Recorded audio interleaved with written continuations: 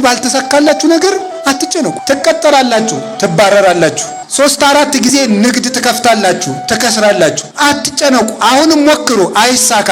ጸልዩ። የመጣላችሁን ሐሳብ ቁጭ ብላችሁ አስቡ። ስለ ነገር የምትጨነቁ ሀገር ነው የምኖረው፣ ሳረጅ ማን ይጦረኝ ይሆን? አንዳንዱ ደግሞ ከማን ጋር ሚስት ምን አይነት ባል ስሩ ነው እንጂ ተጨነቁ አላለም። እና አትጨነቁ። እኔ ከማን በልጬ ነው? አብርሃም በድንኳን እኮ ነው የኖረ። ጌታዬ ወይ የዚህን ያህል ምን በድዬ ነው ጥሩ ስራ ማሰራኝ? ህይወቴ በመባከን አለቀ፣ ለምን አታሳካልኝም? የብዙ ምዕመናን ጥያቄ ነው። አብርሃም እድሜ ልኩን በድንኳን አይደል እንዴ የኖረ? እኛስ ከአብርሃም እንበልጣለን? ታሳካልኝ። መቼ ነው የራሴ ጎጆ የሚኖረኝ?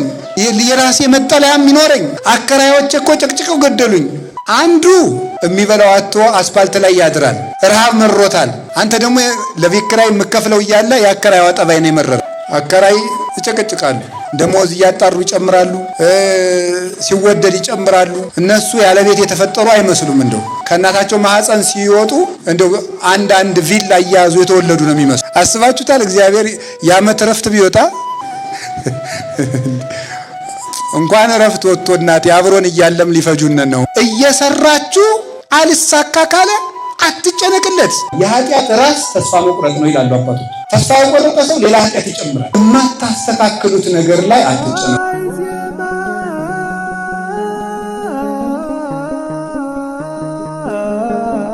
ይትባረክ እግዚአብሔር አምላከ አበዊነ ቅዱሳን ዘሰብሐ ምሕረቶ ለአይሌነ። ምሕረቱንና ቸርነቱን ይቅርታውን በዘመናችንና በሕይወታችን ላይ ያጸናልን የአባቶቻችን ፈጣሪ የእኛም ፈጣሪ መድኃኔ ዓለም ኢየሱስ ክርስቶስ ላደረገልን ብዙ ቸርነቱ ከባሕሪ አባቱ ከአብ ከባሕሪ ሕይወቱ ከመንፈስ ቅዱስ ጋር አንድ ለምትሆን መንግስቱ ክብር ምስጋና ይግባው። የእናታችን የቅድስት ድንግል ማርያም የቅዱሳን መላእክት የቅዱሳን ነቢያት የቅዱሳን ሐዋርያት የሰማዕታት የቅዱሳን ጻድቃን ረድኤታቸው በረከታቸው አይለየን።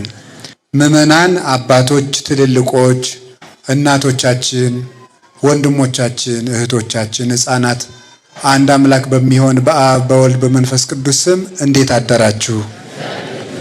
እንደምን አረፈዳችሁ? እንዴት ቆያችሁ? ቸርነት የባሕሪ ገንዘቡ የሆነ አምላካችን በቸርነቱ ብዛት ያልተገባንን በመቅደሱ ስለሰበሰበን ክብር ምስጋና ይግባው። በመካከላችን ተገኝቶ እንዲያስተምረን ቅዱስ ፈቃዱ ይሁንልን። የምንማማርበት ርዕስ አትጨነቁ በሚል ርዕስ ነው የምንማማረው። እስኪ በሉ ሁላችሁም ድገሙት። እሱን ሶስተኛ በሉት። አሁን መከራ በዝቷል። ጦርነት አለ፣ ሞት አለ። ሀብታምም ድሃም መኖሪያ አጥቷል ዛሬ። አረ እንደዚያ ከሆነ ስራም ካጣችሁ ቢያንስ ለምን ግን አታነቡ? አትጨነቁ ማለት ቀለል ያለ አማርኛ ነው፣ ግን ሰውን ዝም ብሎ አትጨነቁ ማለት ከጭንቀት ያድነው መፍትሄ መንገድ ነው እንጂ አይደለ? እንደዚህ እንደምትሉኝ እገምታለሁ። እናንተም ቢሆን ዝም ብሎ አትጨነቁ አለ እንደ የሚያስጨንቅ ጉዳይ አለ እንደምትሉ እርግጠኛ ነኝ። እንደዚህ ያለ ማን ነው? እግዚአብሔር ነው፣ እኔ አይደለሁም። አትጨነቁ ያለ ጌታችን ኢየሱስ ክርስቶስ ነው። ዛሬ በቅዳሴ ሰዓት ያነበቡልን ወንጌል ነው። የሀገረ ስብከታችን ዋና ጸሐፊ ቀድሰው እዚህ ሌሊት በማሌት አድረው በኋላም ቀድሰው አቁርበውናል። ወንጌል ያነበቡልን እሳቸው ናቸው። ሲነበብ የቅዳሴ ወንጌል እንዲህ ብሎ ተነቦልናል። ሲጀምር አትጨነቁ አለ። ማን ነው እንደዚህ ያለ? ጌታ።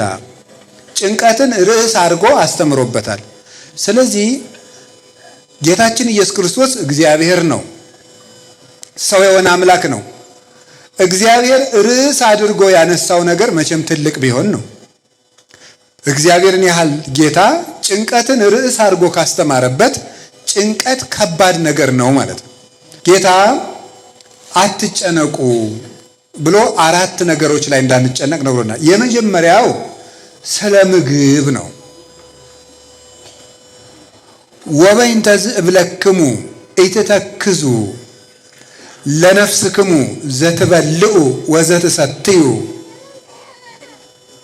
ወለሥጋክሙኒ ዘትለብሱ። ስለዚህ እላችኋለሁ ለነፍሳችሁ ለምትበሉትና ለምትጠጡት ነገር አትጨነቁ አለ። ለነፍሳችሁ ለምትበሉትና ለምትጠጡት ነገር አትጨነቁ። ለነፍሳችሁ ምዕመናን ልብ በሉ። እኛ የምንበላው ለነፍሳችን ነው ለስጋችን ነው? ለስጋችን ነው አይደለም? እና እንደዛ ከሆነ ጌታ ለነፍሳችሁ ለምትበሉት አትጨነቁ ለምን ይለናል? የኢትዮጵያ ከተሞች ያለ አቅማቸው መጠጥ ቤት ነው የሚያበዙት። መጠጥ ቤት ያለ መጠናቸው ማለት ነው። ምናምን ሀውስ የሚባል በየስፍራው ያለ። ለነፍሳችሁ የምትበሉ የምንበላው ለስጋችን ነው። ለምን ይመስላችኋል? የሰው ልጅ ቆሞ የሚሄደው ምን ስላለችው ነው? ነፍስ ስላለችው ነው። ነፍስ ደግሞ እንድትኖር የሚያደርጋት ምን ይመስላችኋል? ደም ነው። የሰው ልጅ ደሙ ከሌለ የነፍስ መሳሪያዋ መኖሪያ ከተማዋና ስራ መስሪያዋ ደም ነው። ደም ስታጣ ነፍስ ወጥታ ትሄዳለች። ስለዚህ አእምሮ ራሱ ሰው የሚያስበው ራሱ በምንድን ነው? በደም ነው። ደም ከሌለ ጭንቅላት ማሰብ አይችልም። ሰው የሚያስበው ደም ሲኖረው ነው። የሚያስበው ደም ሲኖረው ነው። በጭንቅላቱ ጭንቅላት ደግሞ ወይም አእምሮ ነፍስ ሐሳቧን የምታመርትበት እና የምትገልጽበት የሐሳብ ከተማዋ አእምሮ ነው። ነፍስ እንድትኖር የሚያደርጋት ደግሞ ደም ነው። ደምን ደግሞ እንዲገኝ የሚያደርገው ምግብ ነው። ስለዚህ ለነፍሳችሁ ለምትበሉት ያለበት ምክንያት ነፍስ በደም ምክንያት ስለምትኖር ነፍሳችሁ ከስጋችሁ ጋር እንድትኖር የሚያደርጋትን ስጋችሁ ደግሞ በነፍሳችሁ ምክንያት እንዲንቀሳቀስ የሚያደርገውን ምግብ ሐሳብ አድርጋችሁ አትጨነቁ አለ። ለምንድን ነው የማንጨነቀው? ካልበላን ደም የለም፣ ደም ከሌለ ነፍስ የለም፣ ነፍስ ከሌለ መቆም የለም፣ መኖር የለም። እንዴት አንጨነቅም ብለን ስንጠይቀው እንዲህ ብሎ ይመልሳል። አኮኑ ነፍስ ተአጽብ እምሲሲት ይላል። ከምግብማ ነፍስ አትበልጥም ይላል። ከምግብማ ነፍስ አትበልጥም ምን ማለቱ ነው? አዲያ ጌታ ለምትበሉት አትጨነቁ ብሎ ሲያበቃ እንዴት ማንጨነቅ ስንለው እንዴ ከምግብማ ነፍስ አትበልጥም አለ። እና ብትበልጥሳ መብለጥና ማነሷ ሳይሆን ዋናው ነገር ምግብ የለም ነው። ለምን አንጨነቅም? እና ምን ማለቱ ይመስላችኋል? ከምግብማ ነፍስ አትበልጥም አለ።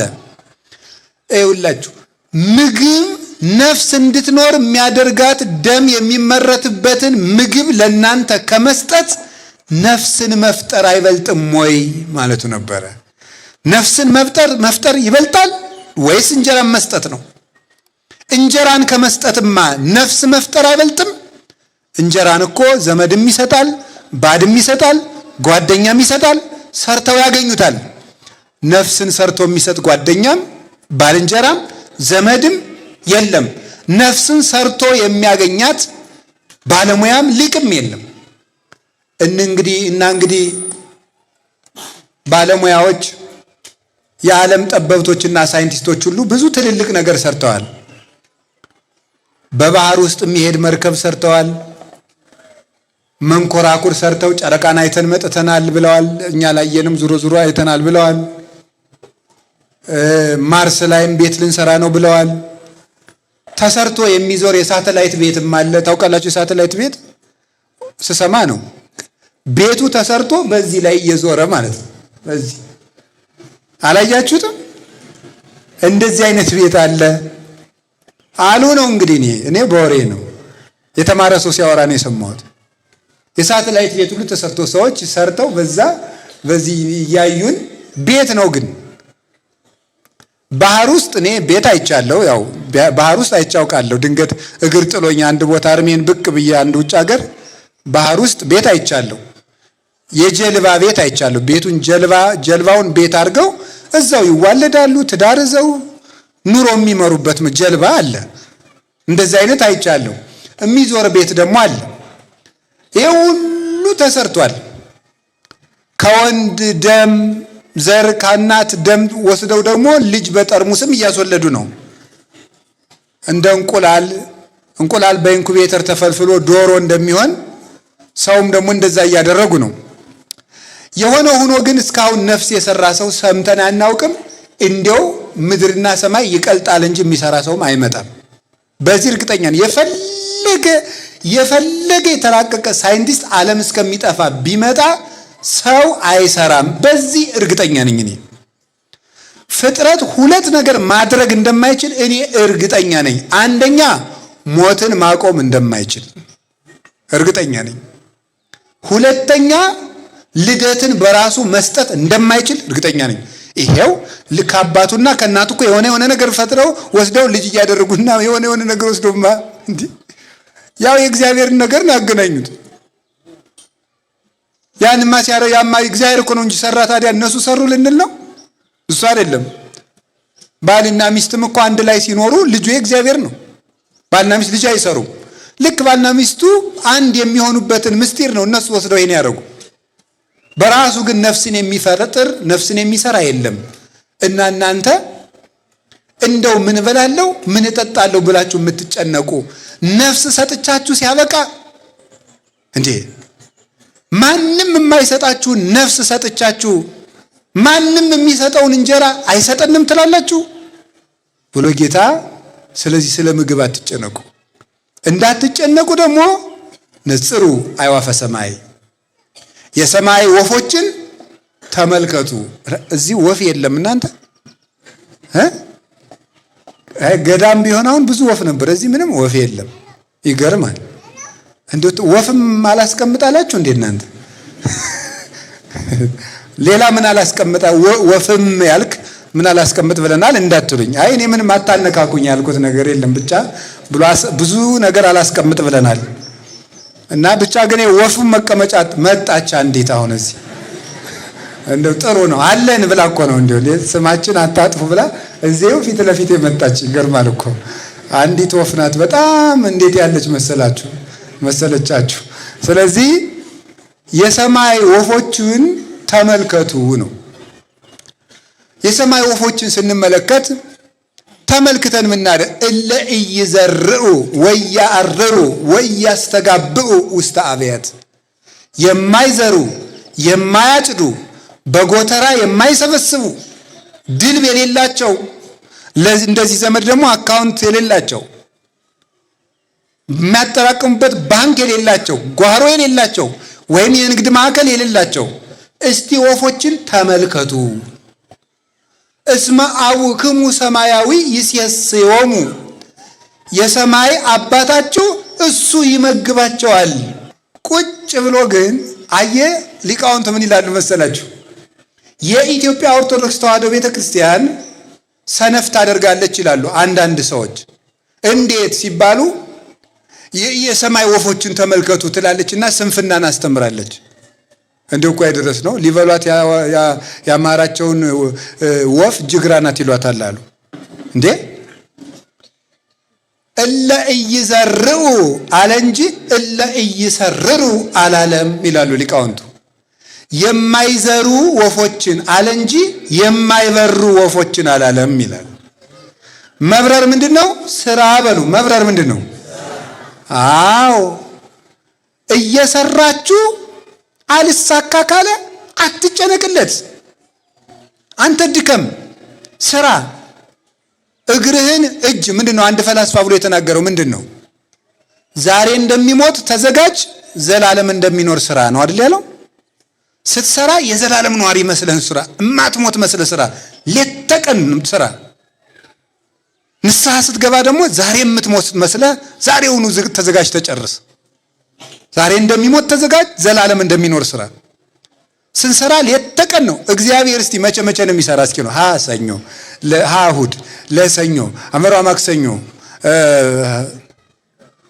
እግዚአብሔር መቼ ይሰራል? እስኪ ንገሩኝ። ሁልጊዜ ይሰራል። ሐሙስ ስራ ቢያቆም እኮ ሐሙስ ልም ብለን አለቅን ማለት ነው። አስባችሁታል? እግዚአብሔር የዓመት እረፍት ቢወጣ እንኳን እረፍት ወጥቶ እናቴ አብሮን እያለም ሊፈጁን ነው። እነማን? እኔ ማንንም አላልኩም። በቃ ሊፈጁን ያሰቡ ሰዎች እየፈጁን ነው በእውነት ማለት ነው። ሊፈጁን ያሰቡ ሰዎች እግዚአብሔር አብሮን ሶባኮ እግዚአብሔር ምስሌነ ይብል እስራኤል ሶባኮ እግዚአብሔር ምስሌነ። እስራኤል እንዲህ ይላል፣ እግዚአብሔር ከኛ ጋር ባይሆን ኑሮ አሐዝብ ሕያዋኒነ እሙጡነ፣ በሕይወተ ሥጋ ሳለን በዋጡን ነበረ ይላል። እግዚአብሔር ከኛ ጋር ባይሆን ኖሮ እግዚአብሔር መቼ ስርዓት ፈቶ ያውቃል? ለሰከንድ የለም። አቡዬ እስከ ይዜ ገብሩ አነ ገብር ከማሁ አለ ጌታ። አባቴ አብ እስከ ዛሬ ይሰራል፣ ቅዳሜም እሁድም ሰኞም ማክሰኞም ረቡዕም ሐሙስም ዓርብም እኔም እስከ ዛሬ ይሰራለሁ ይላል። እግዚአብሔር ሁል ጊዜ ይሰራል። እኛ አሁን በዓል ነው ብለን ባረፍንበት እግዚአብሔር እኛን በመጠበቅ እየሰራ ነው። እኛን የእኛን እስትንፋስ ይጠብቃል። እኛ ተኝተን እሱ ይጠብቃል። ኖላዊ ትጉህ ዘይነውም፣ የማያንቀላፋው እረኛችን ስንተኛ ይጠብቃል፣ ስንተኛም ይሰራል፣ ስንቆምም ይሰራል። እግዚአብሔር ሁል ጊዜ ይሰራል። የእግዚአብሔር ልጆች ደግሞ ሁል ጊዜ ይሰራሉ። በባልም እንስራ እንዳትሉ ደግሞ ትምህርቱን እንዳትገለብጡት። እሁድም እንግዲህ ስቆፍሩ እያልኩ እንዳይመስላችሁ። የበዓል ስራ ደግሞ ሌላ አለ፣ ለነፍስ ይሰራል። ስለዚህ ዝም ብሎ ቁጭ ብሎ የሰማይ ወፎችን ብትል ምንም የምግብ ወፍ የለም። የሰማይ ወፎችን ቁጭ ብለ እየሰሩ ነው። እየሰራችሁ ተማሩ፣ አንብቡ። ቢያንስ ካሁን ቀደም እኔ ተናግሬ ያውቃለሁ። ቢያንስ እንደው ለምን አታነቡም ዘመዶች? ተመርቃችሁ እሺ ስራ አላገኛችሁም፣ እሺ ስራ የለም። አሁን መከራ በስቷል። ጦርነት አለ፣ ሞት አለ። ሀብታምም ድሃም መኖሪያ አጥቷል ዛሬ። አረ እንደዚያ ከሆነ ስራም ካጣችሁ ቢያንስ ለምን ግን አታነቡም? ባለፈው የደገምኩትን አንድ ታሪክ ልንገራቸው። አንድ ሊቀ ጳጳስ አንዱን ልጄ ለምን አትማርም አሉት። ምን እየበላው ልማር አባቴ አላቸው። ስትደነቁር ምን እየበላህ የምትደነቁር አሉት።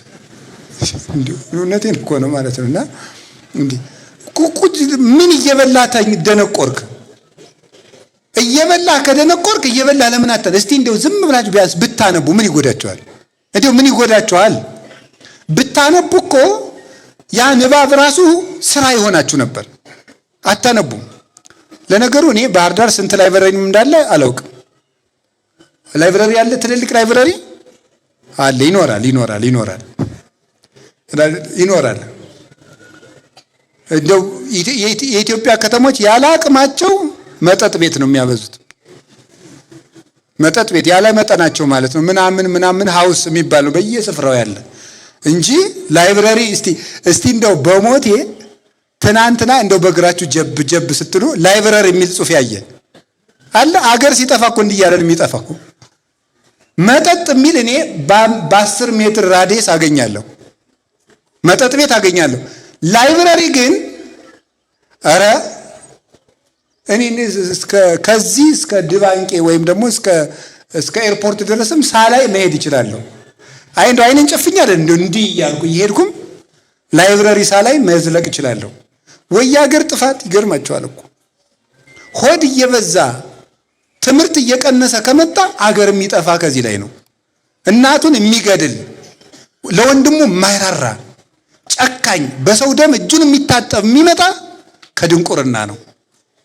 ሕዝቤ ዕውቀት ከማጣቱ የተነሳ ጠፍቷል እንዳለ ጌታ ትንቢተ ሆሴዕ ምዕራፍ 4 ቁጥር 6 ላይ ሕዝቤ ዕውቀት ከማጣቱ የተነሳ ጠፍቷል። የዕውቀት ጥፋት ቅዱስ ዮሐንስ አፈወርቅ ምን ይላል? የብጥብጥ ሁሉ መነሻ ነው ይላል። የመገዳደል፣ የሞት፣ የጨካኝነት፣ የአረመኔነት መነሻው ድንቁርና ነው። የሚያውቅ ሰው እንዴት የሰውን ክብር የሚያውቅ ሰው ገድሎ አይደሰትም። እና የእግዚአብሔር ቤተሰቦች ስራ ስሩ። የማይሰራ ሰው ክርስቲያን አይደለም። ስሩ፣ ጥራችሁ ግራችሁ። እኔ እንዲሁ በጣም ነው የሚገርመኝ። ሰምታችኋል? የሆነ የግብፅ ገዳማትን ለመሳለም የዛሬ ዓመት አካባቢ ግብፅ ሄጄ ነበር እና አንድ ሱቅ ደንገሉን እንደ መጽሐፍ አድርገው ሰርተውታል። ከደንገሉ ላይ የእመቤታችንን የጉዞ ስዕል ፕሪንት አድርገውበት $100 ሸጡልን። ምኑ ነው? እኔም ለምኜ ነው የገዛው። ዶላር አለው እንዴ ሰውዬ እንዳትኖር የለኝም። የኢትዮጵያ ሕዝብ እኮ ይችች ነው የሚለቅም። የለኝም ማምላክን የለኝም። እንዴ ትቀልዳላችሁ እንዴ? የለኝም። እና ምዕመናን ነው የገዙልኝ። ደንገል ነው። ስንት ነው የተሸጠው? ምንድነው እሱ? ደንገሉን ማለት ነው። ደንገሉን የሆነ ነገር አድርገው በሆነ ነገር እኮ ነው፣ የሽንኩርት መክተፊያ የሚመስል ነገር ነው። እዚያ ውስጥ አስገባችሁና የሆነ ልሙጥ አርጋ ወረቀት አርጋ ወጣችሁ። እዚያ ላይ ደግሞ የእመቤታችን ጆርኒ ኦፍ ቨርጅን ሜሪ የሚል የድንግል ማርያም ጉዞ የሚል የስደቷን ጉዞ ፕሪንት አደረገችልን። እንግዲህ እኮ ልጅቱ እስልምና እምነት ተከታይ ናት። እንጀራ ነው ግን ሸጠችልን። ስለዚህ ይኸውላችሁ ደንገሉን እኮ እንዲህ አድርገን ገዝተመጣ። እኛ ሀገር አሁን ያ መሳሪያ እንዴ ግብጽ እኮ ቴክኖሎጂ ሞልቷት። ምንድነው ቴክኖሎጂ ያላት? እንደው መሳሪያውን ቆይ እስኪ አስጠይቃ ነገራችኋለሁ። በዛው ተጀመራችሁት ምዕመናን እዛ ካሉ ደውዬ ጠይቃለሁ። ቢሆን የሆነ ነገር እኮ ነው የምላችሁ። የልብስ መተኮሻ የሚመስል ነገር የሆነ ነገር ነው፣ ዝም ብሎ የሆነ ነገር ነው። አይመጣልንም። ግን እኛ ምንድን ነው የምናደርገው? እሷ ደንገል ሰንጥቃ $100 ሰራች። እኛ ነገር መሰንጠቅ ነው የምናውቀው። ወግ መሰንጠቅ ቁጭ ብሎ ቁጭ ብሎ እንዴት አይነት ሊቅ ናችሁ ደግሞ እናቶቼ! ሊቅ በቃ በጣም የአራቱ ጉባኤ መምህር ናችሁ፣ የመጽሐፍ መምህር ናችሁ፣ የቅኔ መምህር ናችሁ፣ ጳጳስ ናችሁ፣ ጎበዞች ማለት ሁሉንም ትሰነጥቃላችሁ። እንደዚያ ነው የምታደርጉት ማለት ነው። ስለዚህ ጌታ ያለን ከመጨነቅ ይልቅ መስራት። ማመንና ምን ማለት ንገሩኝ? ማመንና መስራት በሉ እስኪ። ማመንና ምን ማለት? መስራት። የማይሰራ ሰው ግን እግዚአብሔርም ሊሰጠው አይችልም። ይሄን አባቶች ይላሉና ሊሰራ የማይወድ ሰው አይብላ ዘይፈቅድ ይትቀነ ይሴሰ ይላል ቅዱስ ጳውሎስ። ሊሰራ የማይወድ ሰው አይብላ ይላል። ልብ በሉ፣ የማይሰራ አይብላ አላለም። ምንድነው ያለ? ሊሰራ የማይወድ ነው። የማይሰራ አይብላ አላለም። ሊሰራ የማይወድ ነው ያለው። የማይሰራ አይብላ ቢል ሕፃናት ይሰራሉ? አይሰሩም። ስለዚህ ላይበሉ ነው ማለት ነው። መስራት የማይችሉ ከልጆቻቸው ጡረታ የገቡ ሽማግሌዎች አሉ። መስራት አይችሉም። እነሱ አይብሉ ሊመጣ ነዋ። የታመሙ ሰዎች መስራት አይችሉም። እነሱ አይብሉ እንዳይል ምን አለ? ሊሰራ የማይወድ ማለት መስራት እየቻለ የማይሰራ ሰው አይብላ። የሁላችሁ ሳሰሩ አትብሉ። ቁጭ ብላችሁ የቤተሰብ እንጀራ አትብሉ። የሆነ ነገር አድርጉ ባካችሁ። አንድ መጽሐፈ መነኮሳት ምን ይላል መሰለህ? እንደው ቁጭ ከምትል እንዳትስቁብን፣ እንደው ቁጭ ከምትል ቢያንስ ተንቀሳቅሰሽ እንትን ሸንተና ይላል። እንደው ቁጭ ከምትል ይሻላል ነው። እንደው ይሻላል። በዚያው ስራ እንድትማር እኮ ነው። ቁጭ ከምትል ምን ይላል? ቢያንስ ተንቀሳቀስ። ቤትህም ውስጥ እንደው እንደዚህ ያል እንደው ተንቀሳቀስ፣ ቢያንስ ተንቀሳቀስ እንደዚህ ይበል። እንደው ቁጭ ብላችሁ አንዳንዶቻችሁ ደግሞ ከሰው ሱቅ ዳችሁ ቁጭ ብላችሁ ወሬ ስትሉ ያላፊ አግዳሚውን እግር ስትቆጥሩ ትትውላላችሁ። ከስራ ፈትነታችን የተነሳ ብዙ ባለሱቆች ያለ ስራ መቆም ክልክል ነው የሚለጥፈዋል። እንዴ በጣም እኮ ነው የሚገርማችሁ። ይሄ እኮ መሳቂያነት ነው። አገሪቱን የስራ ፈት ሀገር ማድረግ እኮ ነው ደግነቱ። ፈረንጆቹ አማርኛ ያነቡም እንጂ ያለ ስራ መቆም ክልክል ነው ማለት እዚህ ሀገር ያለ ስራ ይቆማል እንዲሉ ነው የምናደርገው እኮ። ስለዚህ እንደው ተንቀሳቀሱ፣ የሆነች ነገር ጀምሩ። ቅዱስ ሚካኤል ባርክልኝ ይላል። አንድ ሰውዬ መጣና ቅዱስ ሚካኤል ምኑን ነው የምባርክልህ አለው። ወይ አትክልት የለ ወይ ዶሮ አላረባ፣ እንደው ምኑን ነው የማባርክልህ? ሰው እኮ ዶሮ ገዝቶ ዶሮዬን ባርክልኝ፣ አትክልት ተክሎ አትክልቷን ባርክልኝ፣ መጽሐፍ አንብቦ ጭንቅላቴን ባርክልኝ ይባላል። እንዴው ተኝቶ ባርክልኝ አለ? ነውር እኮ ነው ይሄ፣ ነውር ነው። ስለዚህ እንደው ስሩ፣ አይዟችሁ። እና ደግሞ ከዛ በኋላ እየሰራችሁ ካጣችሁስ አትጨነቁ እንዴ። የግድ እኮ ሀብታም ልንሆን አልተፈጠርንም፣ ልናጣም ጭምር እኮ ተፈጥረናል እንዴ። ድህነት ቅድስና አይደለም እንጂ ኃጢአትም እኮ ድግና አይደለም። ድሃ መሆንም እኮ ይቻላል። ካልተሳካ ለምንስ ድሃ አንሆንም? መድኃኔ ዓለም እኮ ድሃ ነው። በስጋው በዚህ ዓለም ሲኖር ድሃ ነበር።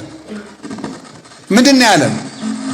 ለቆናጽል ግበብ ቦሙ ወለአዕዋፈ ሰማይኒ ምጽላል ቦሙ ለወልደ እጓለ እመሕያውሰ አልወቱ ሀበ ያሰምግ ርእሶ። ለቀበሮዎች ጉድጓድ አላቸው፣ ለወፎቹም ጎጆ አላቸው። ለክርስቶስ ግን ራሱን የሚያስጠጋበት ምንም የለውም ማለት።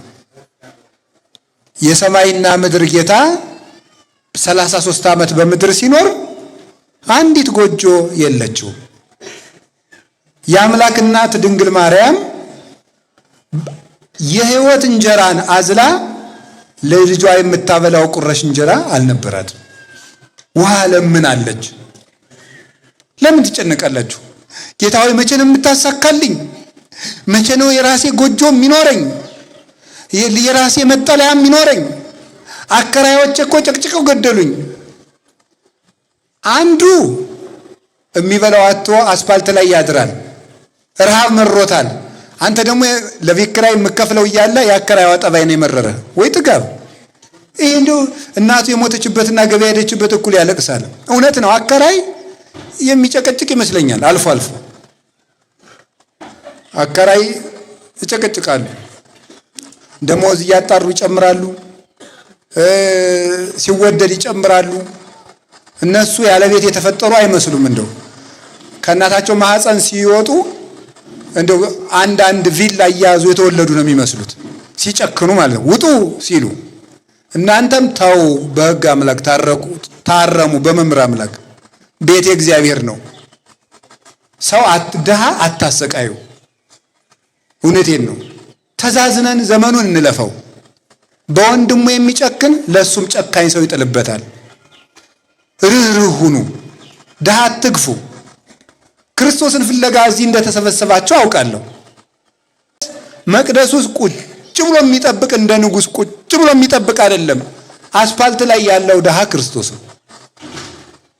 ጦም የሚያድረው ወንድማችን ክርስቶስ ነው። እኛ ሁለት አይነት ምግብ በልተን ሶስተኛው በመጉደሉ እያጉረመረምን ጥሬ አጥቶ የሚያድር ድሃ ጎረቤታችን አለ። ያ ክርስቶስ ነው። ታስታውሳላችሁ? እንግዳ ሁኜ ብመጣ አልተቀበላችሁኝም፣ ተርቤ አላበላችሁኝም፣ ተጠምቼ አልጠጣችሁኝም አለ። መቼ ርቦ ሆነ ያላበላን ሲሉት ለባልንጀራችሁ ካላደረጋችሁ ለእኔ አላደረጋችሁም ነው ያለ። ስለዚህ የእግዚአብሔር ቤተሰቦች ሰርታችሁ ባልተሳካላችሁ ነገር አትጨነቁ። ትቀጠራላችሁ፣ ትባረራላችሁ። 3-4 ጊዜ ንግድ ትከፍታላችሁ፣ ትከስራላችሁ። አትጨነቁ። አሁንም ሞክሩ፣ አይሳካ። በደስታና በሰላም ኑሩ። ጥራችሁ ባልተሳካ ነገር አትጨነቁ። ለምን ድሃውነንስ አንሞትም? ሰነፉነን አንሙት እንጂ ድሃውነንም አንሙት። ምን ችግር አለው? ከለፋንበት ነገር ምን ይዘን እንሄዳለን? 3 ክንድ ከስንዝር መገነዣ ብቻ አይደለም ይከተለን? ምን ይዘነው ምን ሄድ ነገር አለ? የለም። ስለዚህ ለምንስ ድሃ አንሆንም? ድህነታችሁን ለስንፍና ማስረጃ አታድርጉት እንጂ የታባቱ ለምን ድሃ አልሆንም ብላችሁ አትስነፉ። ሰርታችሁ ድሃ ከሆናችሁ ግን እግዚአብሔር ይመስገን በሉ። እስኪ አንድ ጊዜ እግዚአብሔር ይመስገን በሉ። እንዲያውም ይላል ቅዱስ ዮሐንስ አፈወርቅ፣ ጌታዬ ሆይ ካንተ ጋር የሚያጣላኝን ገንዘብ ስላልሰጠኝ አመሰግንሃለሁ በለው ይላል። እስኪ በሉ ጌታዬ ሆይ በሉ። ካንተ ጋር የሚያጣላኝን ገንዘብ ስላልሰጠኝ አመሰግናለሁ። አዎ እንደዚህ ነው። ከዚህ በኋላ ግን ትሰራላችሁ፣ ትማራላችሁ፣ ትጥራላችሁ፣ ትደክማላችሁ። ብትከስሩ ባይሳካላችሁ ሰርታችሁ ገንዘቡ ልም ቢል ከዚህ በኋላ አትጨነቁም ማለት ነው። ተስማምተናል? አዎ እግዚአብሔር ብቻ አለልን። እንስራ እንጂ አንድ ሰውዬ ነበረ፣ ስሩ ነው እንጂ እግዚአብሔር ተጨነቁ አላለም። ድርቅ ሆኖ ገበሬ ነው። ሰውየውንም አውቀዋለሁ፣ ይገርማቸዋል። ድርቅ ሆኖ ሐምሌ ድረስ ድርቅ ሆኖ ሰውየው ግን ይዘራል። ከዚያ በኋላ ተው አንተ ሰውዬ ባይሆን ዘሩን ልጆቹ ቆርጥመውት ይሙቱ፣ እንደው እባክህ እያወጣህ አትበትን ሲሉት አይ እግዚአብሔር ዝራ ነው እንጂ ዝናብ አዝንብ አላለኝም ማለት። አያችሁ ሊቅነቱ። እግዚአብሔር ዝራ ነው ያለ፣ የኔን ድርሻ ሰርቼ ዝናብ ከቀረ እኔ ምን ጨነቀኝ? ልጆችን የማበላቸውን ነገር ማን ያውቃል ነው? እግዚአብሔር ያውቃል። እኔ ድርሻዬን እወጣለሁ። ዘራ ሰው ሁሉ ሲንገበገብ አልዘራም ብሎ እኔማ እንደው ያለችኝን እበላለሁ ብሎ ብልጥ ሲሆን እሸቱን ማን አፈሰ? አቶ ገሌ ስሙን አልነግራችሁ። እሱ እሸቱን ለልጆቹ ቆርጦ አበላ፣ አዝመራውን አጭዶ ልጆቹን መገበ። እግዚአብሔር ዝራ እንጂ አዝንም አላለኝም ያለ እውነቱን ነው። እግዚአብሔር ስሩ ነው እንጂ ተጨነቁ አላለም። እና አትጨነቁ። እኔ ከማን በልጬ ነው? አብርሃም በድንኳን እኮ ነው የኖረ። ጌታዬ ወይ የዚህን ያህል ምን በድዬ ነው ጥሩ ስራ ማሰራኝ? ህይወቴ በመባከን አለቀ፣ ለምን አታሳካልኝም? የብዙ ምዕመናን ጥያቄ ነው። አብርሃም እድሜ ልኩን በድንኳን አይደል እንዴ የኖረ? እኛስ ከአብርሃም እንበልጣለን? ይስሐቅ በድንኳን ነው የኖረ። ያዕቆብ እግዚአብሔር ሌሊት ተገልጾ ትግል የፍቅር ትግል ሲታገለው ያደረው ያዕቆብ እግዚአብሔር እኮ ነው ትግል ገጥሞት የፍቅር ትግል እግዚአብሔርን እንደዚህ አቅፎ ያደረው ያዕቆብ የኖረው በድንኳን ነው፣ በስደት ነው። ከነ ድንኳኑ ቤት እንኳን ደግሞ አገሩ ላይ መቀበር አቅቶት ግብጽ ተሰዶ ነው ያረፈው። ምን አለ ቅዱስ ዳዊት ለዚህ እኮ ነው ነግዶ ፈላሲ አነ ከመ ኩሉ አበውዬ፣ እኔ እንደ አባቶቼ እንግዳ ነኝ። እስኪ በሉላችሁ እኔ እንደ አባቶቼ በሉ። ምንድን ነኝ? እንግዳ። እንደው ከሰው ቤት ውስጥ ተመችቶት የሰውን ሁሉ ጓዝ ልዘዝበት አይደለም። እንደው የሰጡትን አግኝቶ እንደ ነገሩ ነው የሚያድረው። እኛ ይሄን ነገር የእንግድነት ቤታችን አገኝ እንኖራለን። እንግዳ ቢያገኙ ይሰጡታል፣ ቢያጡ መርቆ እግዚአብሔር ይስጥ ሊሉ ያቀራል። ይሄ ዓለም የእንግድነት ቤታችን ነው። ብናገኝ መልካም፣ ካጣንም እግዚአብሔር ይመስገን። እንዲህ ማለት ነው።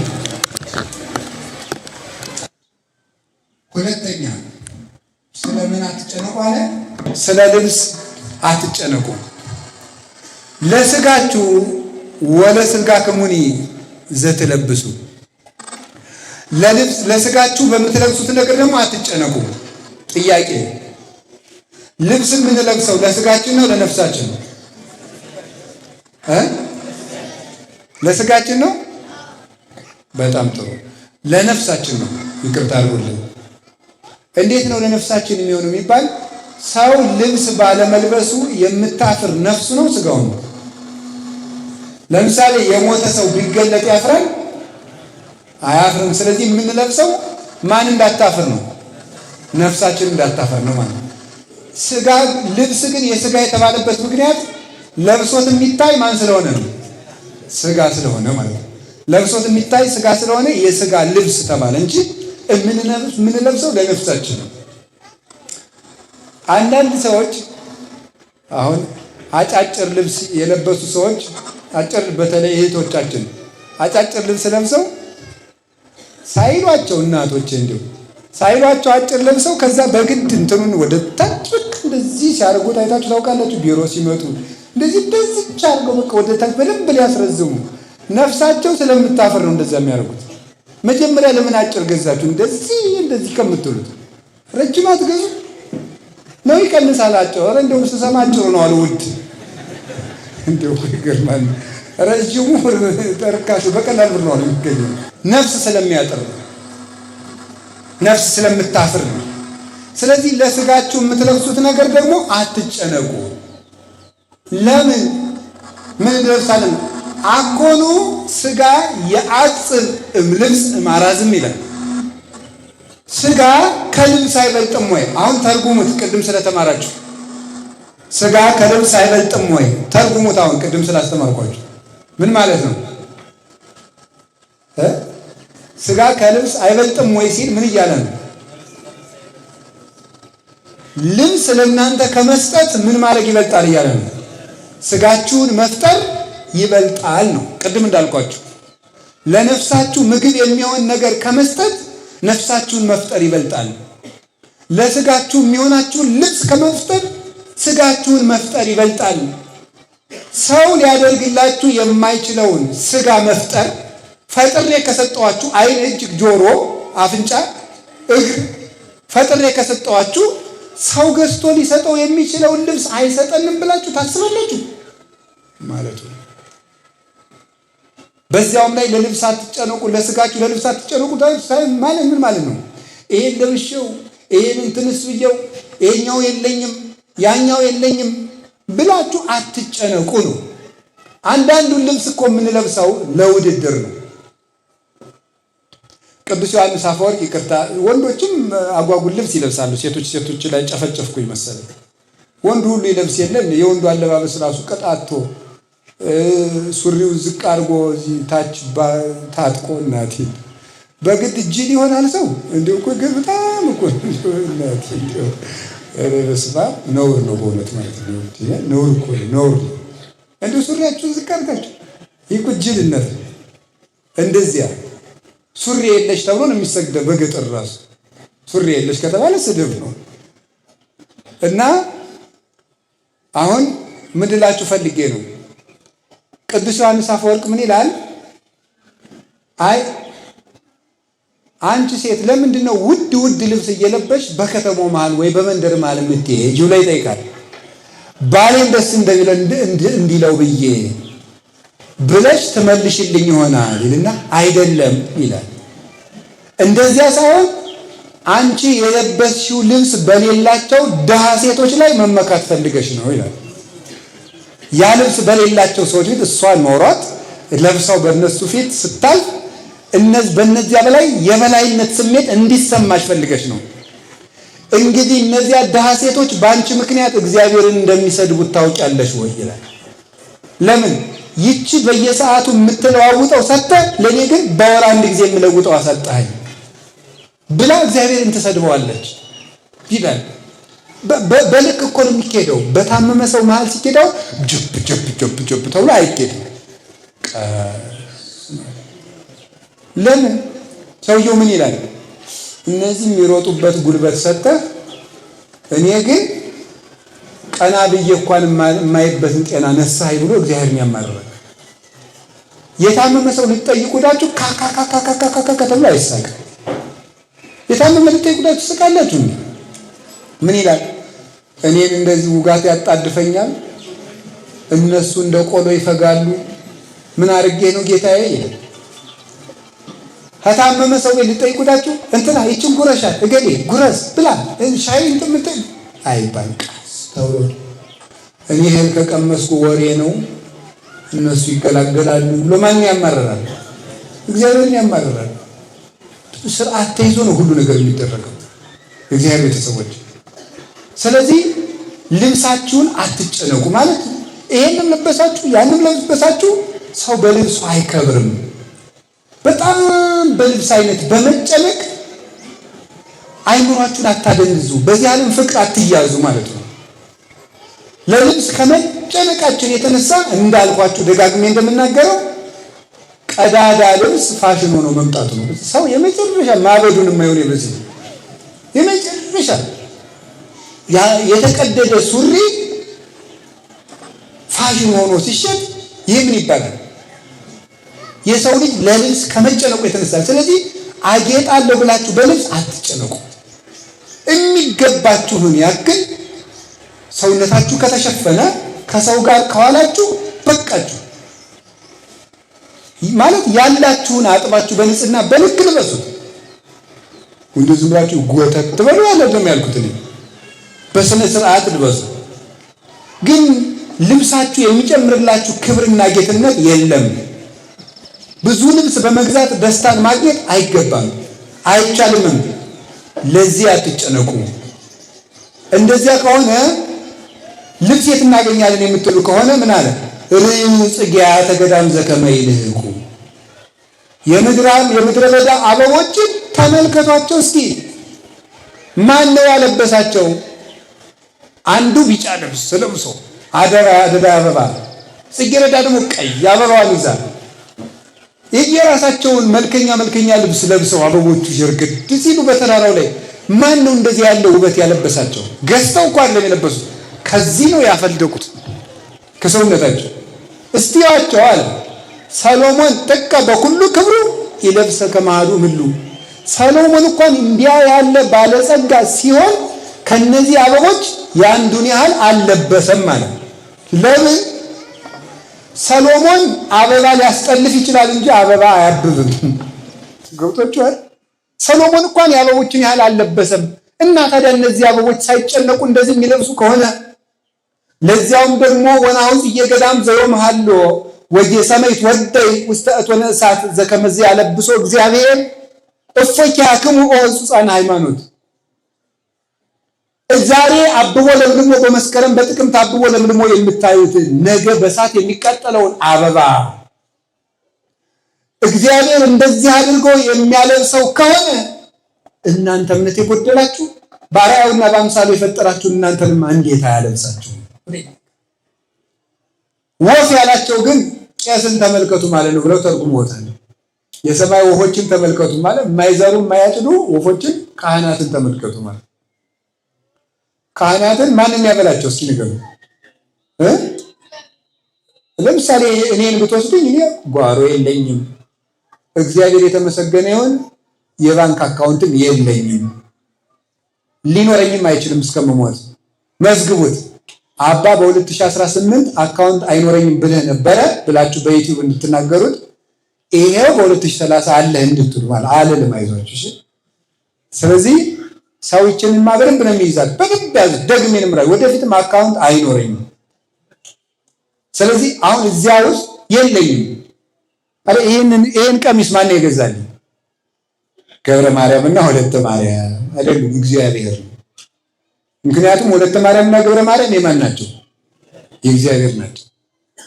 እግዚአብሔር የማይዘሩ ወፎችን ተመልከቱ ማለት ቄስን ተመልከቱ። እስኪ እነዚህ ቄሶች ይዋቸው። ይሄ ጠምጥሞ ያለው ቄስና መነኩሴ በሙሉ ያጎቱን ድንች መሰላችሁ የሚቆፈር ነው። አክስቱን ባቄላ ይወቃል። ማንም ይመግበው እንዲያርገው እግዚአብሔር ነው። እንዴት እግዚአብሔር አይገርማችሁም? ቄስን አሁን እናንተ ስታከብሩ ፖሊስ አላስገደዳችሁ፣ አዋጅ አልተነገራችሁ። ልባችሁ በቄስ ላይ እምነት እንዲኖረው አድርጎ ብር አዋጣችሁ ቄስ ካባ እንዲደርብ ማድረግ ይሄ የማን ስራ ነው?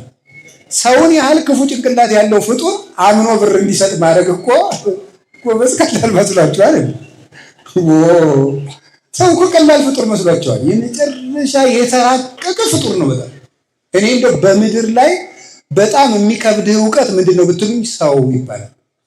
ሰው መቼም ቢሆን ሊገባኝ አይችልም። በፊት የገባኝ ይመስለኝ ነበር። ሳየው የከበደኝ እየረቀቀብኝ ይመጣል።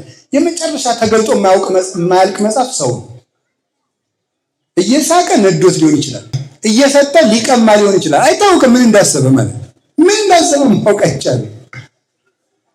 እየተጣሉ ውሸታቸው ሊሆን ይችላል። አይታወቅም። ሰው ውረድ እንውረድ ብለው በቃ ወግዳናቱ ነው የሚለው ውሸታቸው ሊሆን ይችላል። እንዲሁ ሰው አይታወቅም። ስለዚህ የእግዚአብሔር ሰዎች ሰውን ያህል ነገር በጦርነት እንኳን ታንቄ ሞታለሁ የሚለውን ፍጡር በነፃ ብር እንዲያመጣ ያደረገ እግዚአብሔር ይሄ ቄስን ተመልከቱ በሉ። ቄስን ተመልከቱ በሉ። አዎ ወፎች የተባሉ ደግሞ እነማን ናቸው? እስራኤልን ተመልከቱ። አልዘሩም፣ አላጨዱም። ስንት ዘመን መገባቸው እግዚአብሔር? 40 ዓመት። በምን? በደመና። ወፍ ያላቸው እስራኤልን እዩ። አበባ የተባሉ ግን ሃይማኖት የሌላቸው ሰዎች ናቸው። ሃይማኖት የሌላቸው ሰዎች አበባ ይባላሉ። አበባ ዛሬ ሽብርቅ ብሎ ህዳር ሲመጣ እርግፍ እንደሚለው ሃይማኖት የሌላቸው ሰዎች በሀብት ያማረባቸው ናቸው። ነገ ግን ገሃነም አለባቸው። እና ወናው ጽጌ ገዳም ዘዮምሃሎ ዛሬ ያበበውን አበባ ነገ የሚቃጠለውን ማለት ነገ በገሃነም የሚቀቅለውን ሃይማኖትን የካደውን ሰው እግዚአብሔር ሲያበላው ሲያጠጣው እያየ እናንተ እምነት የጎደላችሁ በስሙ ተጠርታችሁ አምናችሁ እናንተ እንዴት አይመግባችሁም ማለት ነው። ስለዚህ ሁለተኛው ለልብስ አትጨነቁ። ከቃሉ ጋር ናችሁ? ሶስተኛ አሁን ራሱ የሚገርማችሁ ለልብስ መጨነቅ እንኳን እናንተ መቼስ አይቆጡኝም። እዚህ ያሉት አባቶች ደግ ናቸው፣ አይቀየሙም። ምንድነው እንኳን በልብስ እንኳን የሰው ልብስ የቤተ ክርስቲያኑ የመጋረጃ አይነት ራሱ አሁን መከራ ብልቶናል። ይሄን ነው ይቅር በሉኛል። ቤተ ክርስቲያን የመጋረጃ ለአንዱ ነጭ፣ ለአንዱ ቢጫ፣ ለአንዱ ወርቅ፣ አንዱ ደብር ያይና የ500 ሺህ ብር መጋረጃ ሲመጣ ሌላኛው ደብር ደግሞ የ5 ሚሊዮን ያመጣል። ለልብስ አትጨነቁ። አንድ አይነት መጋረጃ ቢኖር እንደው እግዚአብሔር ጸልዩ እንደው ቢኖር ከአዲስ አበባ ቅድስት ማርያም ቦሌ መድኃኔዓለም እስከ መጨረሻቱ የገጠር ጎጆ ቤተክርስቲያን አንድ አይነት መጋረጃ እንደው መድኃኔዓለም ቢያመጣል ወይ ቀይ ወይ ጥቁር እረፍ እንል ነበር። በቃ ልክ አሁን እንዲህ የግብፅ ቤተክርስቲያን መጋረጃዎች ለአብይ ጾም ለሕማማት ጥቁር፣ የትንሣኤ ዘመን ነጭ፣ ከዛ የተረፈውን ቀይ። የትኛውም ቤተክርስቲያን ብትሄዱ 3 መጋረጃ አለ። በቃ ሌላ የለም። የትኛው ትልቅም ገጠርም ገዳምም ከተማም። እኛም እንደዚያ ቢኖረን እንዴት ጥሩ። ስለዚህ ይህንን አትጨነቁ። እግዚአብሔር የሚፈልገው ሌላውን ነገር ነው። አዎ ለወንጌል ክብር፣ ለቅዳሴ ክብር የወርቅ ወንጌል፣ የወርቅ ገበታ፣ የወርቅ አትሮንስ፣ የወርቅ መስቀል፣ የወርቅ ጉልላት ቢኖር ጉዳት የለው። ዋናውን ነገር ትተን ከሆነ ግን ጉዳት አለው። ያም እንዳይሆን ለልብስ አትጨነቁ ያለን ይህንን። ሶስተኛስ ጌታ አትጨነቁ ያለን ለምን ይመስላችኋል? ሌላ የማታስተካክሉት ነገር ላይ አትጨነቁ። እስኪ በሉ ድገሙ። ምን ማትሉት ነገር ላይ ለምሳሌ መኑ እሙስቴትክሙ በተክዞ ዘይድ ወስቆ አሐደ እመተበዲበ ቆሙ። ከእናንተ መካከል ተጨንቆ በቁመቱ ላይ 1 ክንድ መጨመር የሚችል ሰው አለ ወይ አለ ጌታ። ነው እንደዚህ ያለ አይደው ትንሽ 1 ክንድ አሁን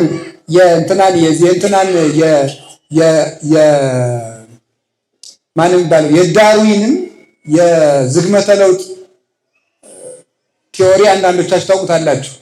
ሰው መጀመሪያ አንድ ዝንጀሮ ነበረ። ከዛ ኑሮውን ለማሻሻል ሲጥር ምን እያለ መጣ?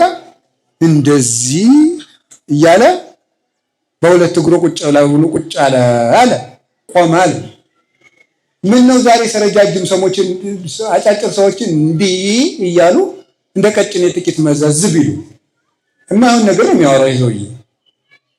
ዛሬ ያሉ ዝንጀሮቹ ስለምን አይሻሻልም? ለነገሩ ውድቅ ተደርጓል በራሳቸው በዘመናዊ ሳይንቲስቶች። አሁን ውድቅ ሆኗል የሱ አስተምህሮ።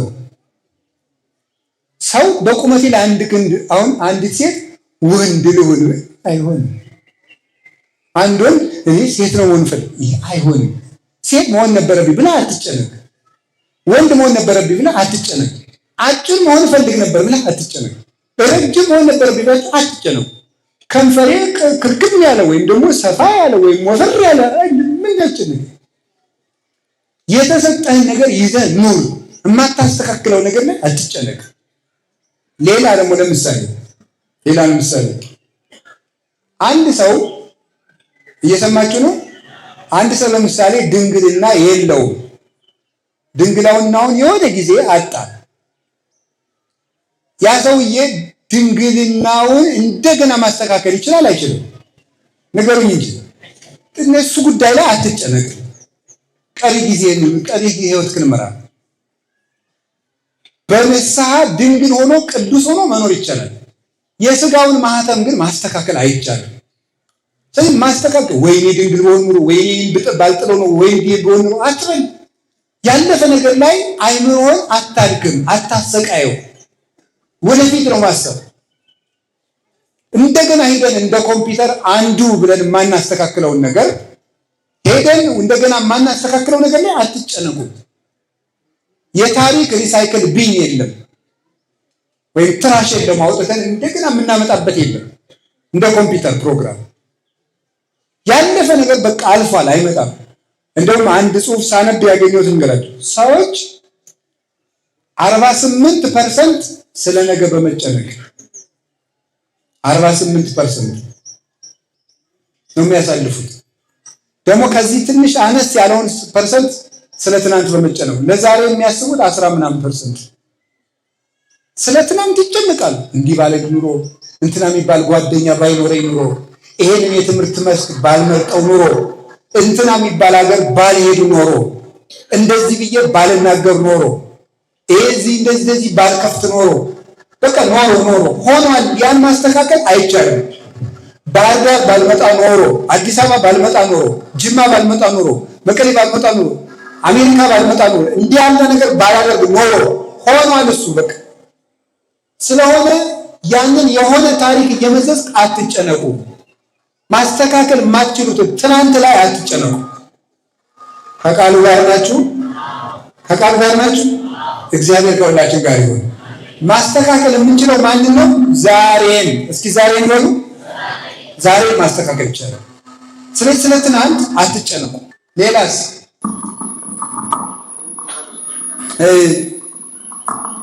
ለነገ አትጨነቁ። ሌላ ደግሞ የነገረኝ ጌታ ኢትበሉ ለጌሰም እስመ ጌሰም ትሄድ ይደርሳ። ለነገ አትጨነቁ። እስኪ ለነገ በሉ። ለነገ መጨነቅ ዛሬን ያበላሻል። ለምሳሌ የአስኮላ ተማሪ እንዲህ ያደርጋል። ፈተና ነገ አለ ሲባል ምን ያልመሰላችሁ? ፈተናም ነገ አለ ሲባል እንዲህ ነው የሚያደርገው።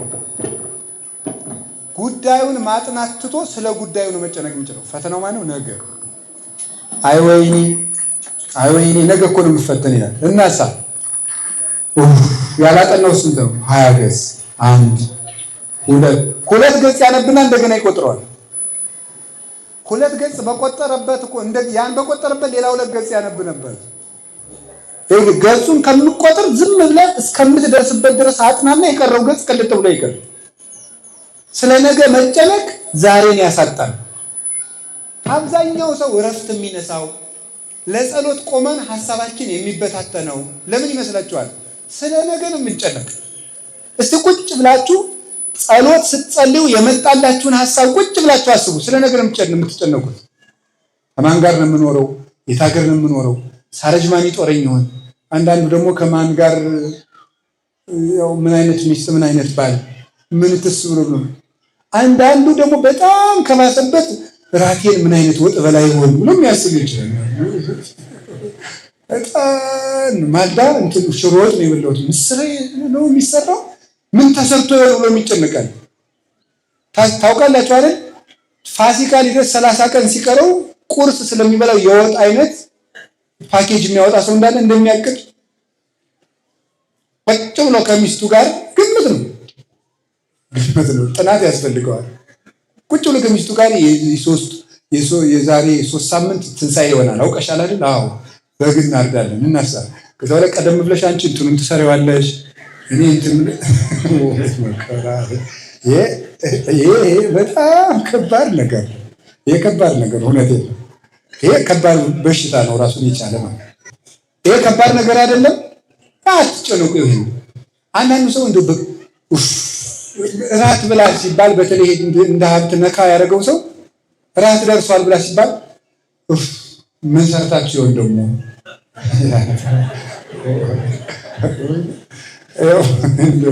እናቴ እንደው አይ ዱራ አናውቅም እንደው አናውቅም እና ቅዱስ ዮሐንስ አፈወርቅ ምን ይላል መሰላችሁ? ምግብ አልበላህ ካለ ይላል ጾምን ዋልና ሞክረው። እመቤቴ ቅዱስ ዮሐንስ አፈወርቅ እኮ ነው የሚለው አልበኔ እንደው ደግሞ እኮ ሆስፒታል ሄዶ እኮ ነው ዶክተር እኔ ምንም እንደው ምግብ ይሻለኝ አይደለም ሳያመው እንደዚያ ቃል ይሄ ሰውዬ 2 ቀን ነው ጦሙን በደንብ አድርጎ ማሳደር። እዚያ በኋላ እንደው የሆነች አውሬ እንኳን አብሮ ጎርሶ ሲጥ ብትበይ ዝም ብለሽ ነው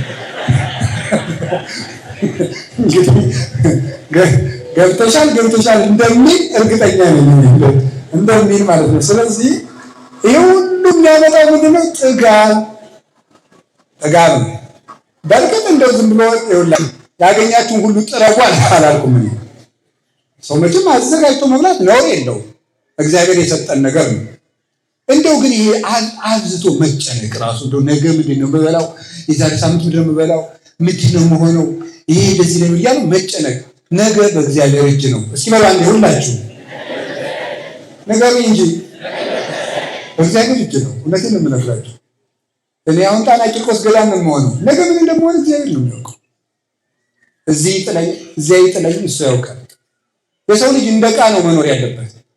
ዕቃ ዝም ብሎ ይኖራል። እኛ በፈለግን ጊዜ አንድ ጊዜ ወደ ሳጥን እንወስደዋለን፣ አንድ ጊዜ ወደ መደርደሪያ እናደርገዋለን። እግዚአብሔር በፈለገ ጊዜ የሚያምርብን ቦታ ያስቀምጠናል። እሱን አምነን ታዘን እንደምን እንደቃ እንኑር። ዝም ብለን ቆላ ቢያኖረን ደጋ ቢያኖረን እሱ ያውቃል። እኛ የእሱ ዕቃዎች ነን፣ ልጆቹ ነን። ሕፃን ልጅ የት ላይ ሊቀመጥ እንደሚያምርበት እናትና አባት ያውቃሉ። እሱ ግን የእሳቱን ብልጭልጭ ታይቶ እምቢ ደጃው ዳር ነው የምቀመጥ ብሎ ሊያስቸግር ይችላል። እናቱ ታቅፋ ወስዳ መደብ ስታኖረው እሷ እንጨት ለቅማ ስትገባ ምድጃው አጠገብ ቁጭ ብሎ ስታገኘው እንደገና ወስዳ መደብ ላይ ስታስቀምጠው እሱ እግዚአብሔርና እኛ እንደ እናትና አባት እንዲህ ነው። እኛ ይህን የሚሻለን ስንል እግዚአብሔር ደግሞ ወስዶ አይህን የሚሻል ሲለን እኛ ደግሞ እዚህ ነው ስንል የምናየውን እያየን። ስለዚህ እግዚአብሔር ሰዎች ነገ ማን ይጦራቸዋል? መድኃኒዓለም ያውቃል። ለነገ አትጨነቁ። ይሄ ማለት አታቅዱ ከማለት የተለየ ነው። ሳያቅዱ መኖር ዝርክርክነት ነው። ለ50 ዓመትም ለ100 ዓመትም ለ500 ዓመትም ይታቀዳል፣ እቅድ ይታቀዳል። ለነገ መጨነቅ ማለት ለነገ መኖር፣ ለነገ ማቀድ፣ ለነገ መስራት፣ ለነገ መዘጋጀት፣ ይሄማ የተቀደሰ ነው። ለነገ መጨነቅ ማለት ግን ምን ይሆን ገና ምን ይመጣ ይሆን ብሎ ምጥ መያዝና እንቅልፍ ማጣት ነው የመጨረሻ። ስለዚህ ለነገ አትጨነቁ።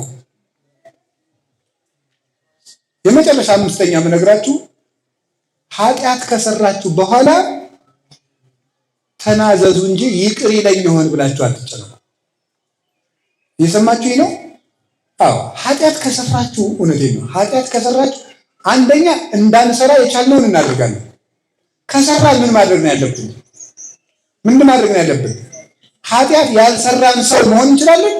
ኃጢአት የሰራ ሰው ወደ አባቴ ቤት እሄዳለሁ ነው የሚል። ኃጢአቱን እያምሰለሰለ እንቅልፍ አጥቶ ተሰቃይቶ ሲኖር ተስፋ በመቁረጥ ይወስደዋል። የኃጢአት ራስ ተስፋ መቁረጥ ነው ይላሉ አባቶች። ተስፋ የቆረጠ ሰው ሌላ ኃጢአት ይጨምራል። የፈለገ ግን የረከሰ ጉድጓድ ውስጥ ብኖር ተመልሼ ወደ አባቴ ቤት እሄዳለሁ ነው የሚባለው። እግዚአብሔር ደግሞ ይቅር ሊለን የታመነ አምላክ ነው። አግኝቶን ነው ይደልነት ነው እንደሱ ያለ ቸር ያለ በጉ እንኳን ወደ በረቱ መጥቶለት እሱ በግ ፍለጋ የሚወጣ እረኛል እንደ ክርስቶስ ሲያገኝም እኮ እየደበደበ ለምን ጠፋሽ አንቺ በግ ብሎ እየገረፈኝ ወስድ አይደለም ወሶ በረከበ ጾሮድ በመትከፍት ሲያገኘን በትከሻው የሚሸከም እረኛ ነው ያለ። በትከሻው ተሸክሞ የማና አንደኛ የሚታገዘን፣ ሁለተኛ ከፍ የሚያደርግ አምላክ። ቀድሞ ከነበርንበት ይልቅ ንስሐ ስንገባ ከፍ የሚያደርገን ጌታ ክርስቶስ ነው። በንስሐ ይቅር ተብዬ ይሆን? አሁን አንዳንዶቻችሁ ንስሐ ገብታችሁም እርግጠኞች አይደላችሁም። ከከተማ ቄስ ከተናዘዛችሁ እንደገና ከገዳም ደግሞ ትናዘዛላችሁ። ለምን? ኃጢአቴ ብዙ ነው ይቅር ያልተባልኩ ይመስለኛል። ይኸውላችሁ የገጠሩ ይሄ ቡታንታ ያደረገው ቄስም ይስጣችሁ፣ ከተማ ላይ ያለው ሱሪ የለበሰው ይመስላችሁ፣ ቀጠን ያለ ቄስም ይስጣችሁ፣ ቦርጭ ያለው ቄስም ይስጣችሁ። ግዴ ከተማ ያለ መነኩሴም ይስጣችሁ፣ በረሃ ያለም ይስጣችሁ፣ በደንብ የሚበላ ቄስም ይስጣችሁ፣ ትንንሽ የሚበላም ይስጣችሁ። ኃጢአታችን የሚቅር የሚለን ማን ነው? መድኃኒዓለም በሉ። ቄሱ ነው መድኃኒዓለም ነው። አዎ። ስለዚህ ይቅር አልተባልኩም ለምን ትላላችሁ? ክርስቶስ ምንድን ያለ? የተጠማ ቢኖር ወደ እኔ ይምጣ። እስኪ በሉ ወደ የተጠማ ቢኖር በሉ ወደ እኔ። ያ ማለት እኔ ምንድን ነኝ ማለቱ ነው። ውሃ በሉ እንጂ ውሃ ውስጥ የተጣለ ደብዳቤ መልሶ ይነበባል? ስለዚህ ክርስቶስ ውስጥ የጣልነው ዕዳችን መልሶ አይነበብብንም። ጌታችን ኢየሱስ ክርስቶስ የምህረት ውሃ ነው። እሱ ላይ የወረወርነው የዕዳ ደብዳቤ ማንም አንስቶ ማንበብ አይችልም። መልሰን አንጠየቅም።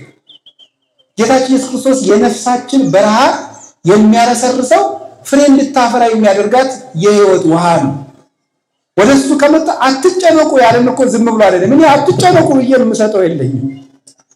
ክርስቶስ ግን አትጨነቁ የሚለን ራሱ መፍትሄ ስለሆነ እንደ መድኃኒዓለም ያለ የለም። ጸልዩ፣ አንኳኩ ይከፍትላችኋል። ሩቅ አምላክ አይደለም፣ ቸርና ቅርብ አባት ነው። አማኑኤል አይደል ስሙ? አማኑኤል ማለት ነው እግዚአብሔር ከማን ጋር ማለት ነው? ከኛ ጋር። ጌታችን ኢየሱስ ክርስቶስ እኮ አምላካችን ነው፣ መልሶስ ወንድማችን ነው። ለምን? የማንን ስጋ ነው የለበሰው? የኛን ስጋ። ዘመዳችን ነው፣ የኛን ስጋ ለብሷል። አምላካችን ደግሞ ነው፣ አባታችን ነው። በጥምቀት ወልዶናል። ሩቅ አይደለም። እንደሆነ ባለስልጣን ራቅ ብሎ እንደው እንደዚህ ደጅ ጸንታችሁ ወረፋ አስጠብቆ የሚገኝ አይደለም። እቤታችሁ ጠርታችሁት የሚገኝ ቸር አባት። እንደዛ ስለሆነ ኃጢአት የሰራችሁ ሁሉ ክርስቶስ ይቅር ይላችኋልና ይቅር አልባል ይሆን ብላችሁ አትጨነቁ። ይልቁስ ይቅር አይለኝም እያላችሁ በኃጢአት ላይ ኃጢአት አትጨምሩ። ይቅር ባይ አምላካችን ማንም ገብቶ ቢታጠብበት የማይደፈርስ የጠራ ውሃ መድኃኔዓለም ሁላችንንም ያንጻል። አትጨነቁ። ወስብሐት ለእግዚአብሔር።